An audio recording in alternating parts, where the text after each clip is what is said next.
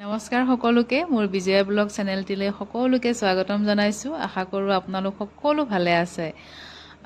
ৰাতিপুৱা ল'ৰাকো স্কুলত পঠালোঁ, তাৰপিছতে এওঁ কামলৈ গ'ল।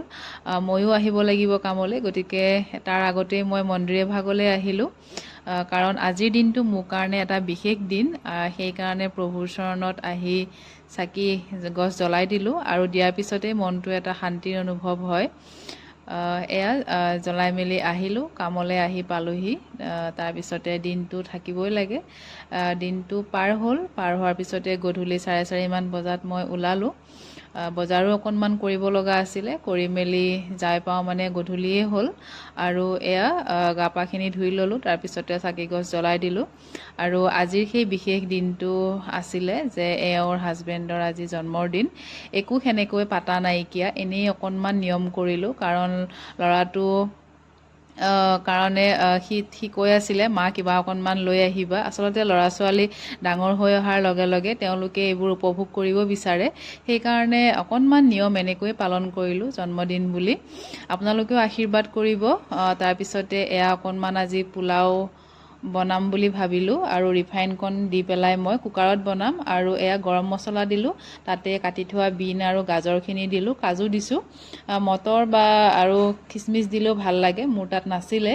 আৰু এয়া জহা চাউল বনাম, গতিকে জহা চাউলখিনি মই ধুইয়ে লগে লগে বহাই দিছোঁ, তিয়াই থোৱা নাই। আৰু ইয়াতে মই পানী দিম। পানী মই চাউল দিছিলোঁ 2 কাপ আৰু পানী দিম মই ইয়াতে 1/2 কাপ। আচলতে পোলাও বনালে পানীৰ জোখটোৱে বহুতেই ইম্পৰ্টেণ্ট, আৰু পানীকণ জোখত দিলে খাবলৈ খুবেই সোৱাদ হয়। আৰু পানী দিয়াৰ পিছতে মই ঘিউ দিলোঁ, 1 চামুচ ঘিউ। আৰু ইয়াতে মই এতিয়া নিমখ দিছোঁ জোখমতে, আৰু 2টা চিটি মাৰিব দিম। তাৰপিছতে পোলাও ৰেডি হৈ যাব খাবৰ কাৰণে। আৰু এয়া মাংস অকণমান বনাম, চিকেন। তেলতে মই পিঁয়াজ আৰু বিলাহী দিলোঁ, তেজপাত দিছোঁ এটা।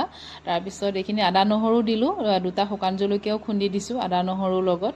আৰু মাংসকণ দি দিলোঁ, জোখমতে নিমখ হালধিকণ দিলোঁ, ৰেড চিলি পাউডাৰ দিছোঁ 1/2 চামুচ, আৰু 1/2 চামুচ দিছোঁ মই চিকেন মছলা। এইখিনি আধা ঘণ্টামান ভাজাৰ পিছতে এয়া জোখমতে পানীকণ দি দিলোঁ। আৰু পানীখিনি দিয়াৰ পিছত 15 মিনিটৰ পিছত মই এয়া ধনিয়া পাত দিছোঁ নমোৱাৰ আগে আগে। হৈ গ'ল, মাংসখিনিও ৰেডি হ'ল আৰু পোলাওখিনিও ৰেডি হৈ গ'ল। আৰু মোৰ এটা এতিয়া বিশেষ কামৰ কাৰণে এয়া ওলাই আহিলোঁ মই, কাৰণ বনোৱা মেলাখিনি হ'ল যেতিয়া এতিয়া বিশেষ কাম নাই। মই আৰু এওঁ ওলাই আহিলোঁ বজাৰলৈ, কাৰণ অসমীয়া গহনাৰ ছেট এটা কিনিম বুলি। আৰু ভাইটিৰ বিয়া আহি আছে, গতিকে বিয়াৰ কাৰণে এটা অসমীয়া গহনা চাওঁ বুলি আহিলোঁ। আৰু মোৰ কাৰণেও যদি হয় চাম। সেইকাৰণে তেওঁলোকে বহুতখিনিয়ে দেখালে। চানমাৰীত থকা কিংকিনী অসমীয়া গহনাৰ দোকানখনতে গৈছিলোঁ, তাতে এয়া চালোঁ। বহুতেই কালেকশ্যন দেখাইছে তেওঁলোকে।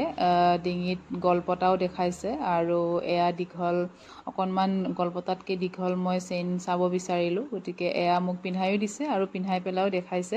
ভাল লাগিছে। অসমীয়া গহনা আজিকালি কালেকশ্যনবোৰ খুবেই বেছি হৈ আহিছে দিনে দিনে। এয়া গলপতা 2800, 2500, 3000, 3200 সেনেকুৱা দাম ক'লে। মই অকণমান গলপতাতকৈ দীঘল চালোঁ, আৰু এয়া দীঘল এয়া 4800, 4500, 5000 সেনেকুৱা দাম দেখালে আমাক। আৰু ময়ো 2ডাল পচন্দ কৰিলোঁ, এডাল কইনাৰ কাৰণে, এডাল মোৰ কাৰণে। খুব ভাল লাগে অসমীয়া গহনা, আৰু আমি সকলোৰে আমাৰ প্ৰিয়। গতিকে ল'লোঁ 2ডাল, লৈ মেলি এয়া আৰু কি ল'লোঁ কি সকলোখিনি আপোনালোকক দেখাম, কইনাৰ কাৰণে মোৰ কাৰণে। তাৰপিছতে ঘৰ আহি পালোহি। আহাৰ পিছতে এয়া আজি কলপাতত খাম বুলি ভাবিলোঁ। সেইদিনা ঘৰলৈ যাওঁতে কলপাত এখন লৈ আহিছিলোঁ মই, আৰু ফ্ৰিজত থৈ দিছিলোঁ। এওঁ ভাল পায় আৰু ল'ৰায়ো ভাল পায় কলপাতত খাই, গতিকে দালি অকণমান বনালোঁ, পদুনাৰ চাটনি, আৰু মাংসকণ পোলাও। এয়াই আছিলে আজি বাৰ্থডে বুলি। এইটোৱে মোৰ ভিডিঅ' আছিলে। ধন্যবাদ সকলোকে শেষলৈকে চোৱাৰ বাবে। আকৌ লগ পাম নতুন ভিডিঅ' এটাৰে। যদি ভাল লাগিলে লাইক কৰিব, কমেণ্ট কৰিও জনাব। আৰু মোৰ চেনেলটো যদি ছাবস্ক্ৰাইব কৰা নাই, প্লিজ ছাবস্ক্ৰাইব কৰিব। ধন্যবাদ।